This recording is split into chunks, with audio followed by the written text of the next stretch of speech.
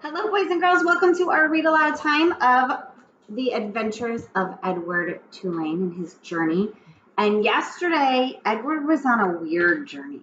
Remember? He re-met Abilene and Bull and Bryce. I had to think of all the people that he had met. And Lawrence and Nellie and Lucy was there, and he had wings. And at the end, he was trying to fly to get to Sarah Ruth's constellation, and then they pulled him back. And it was just a weird chapter. We don't know where he was. So today we're going to find out what happens on his journey because it's not over yet. Chapter 23. Exceedingly well made, said the man who was running a warm cloth over Edward's face. A work of art, I would say. A surpassingly unbelievable, dirty work of art, but art nonetheless. And dirt can be dealt with just as your broken head has been dealt with.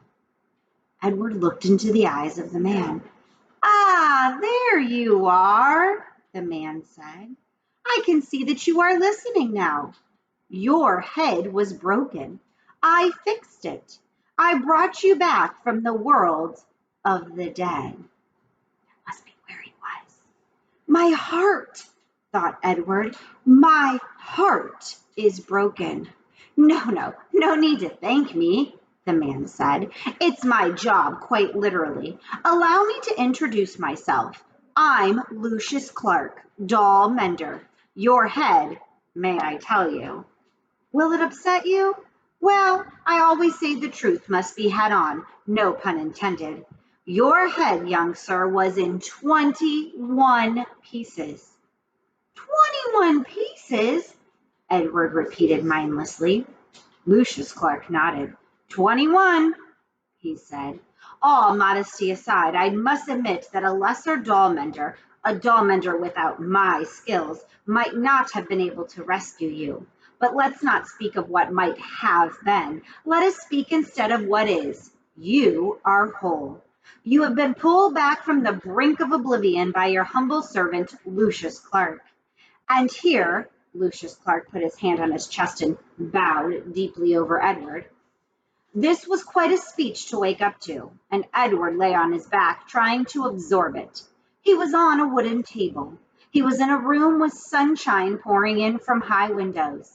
His head, apparently, had been in 21 pieces, and now was put back together into one.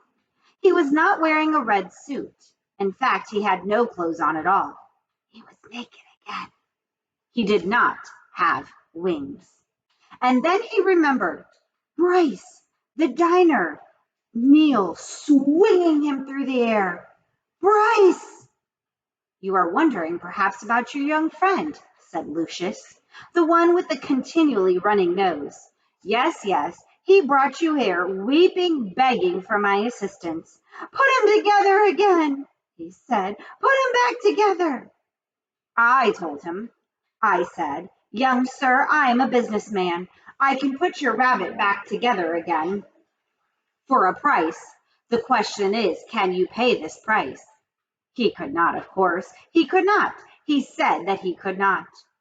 I told him then that he had two options and only two. The first option being that he seek assistance elsewhere.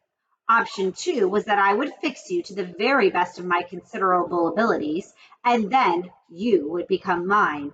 His no longer, but mine. Here Lucius fell silent. He nodded, agreeing with himself. Two options only, he said, and your friend chose option two. He gave you up so that you could be healed. Extraordinary, really. Bryce thought Edward. Lucius Clark clapped his hands together. But no worries, my friend, no worries. I fully intend to keep up my end of the bargain. I will restore you to what I perceive you to have as your former glory. You shall have rabbit fur ears and a rabbit fur tail. Your whiskers will be repaired and replaced. Your eyes repainted to a bright and stunning blue. You will be clothed in the finest of suits. And then someday I will reap the return on my investment in you. All in good time, all in good time. In the doll business, we have a saying, there is real time and there is doll time. You, my fine friend, have entered doll time.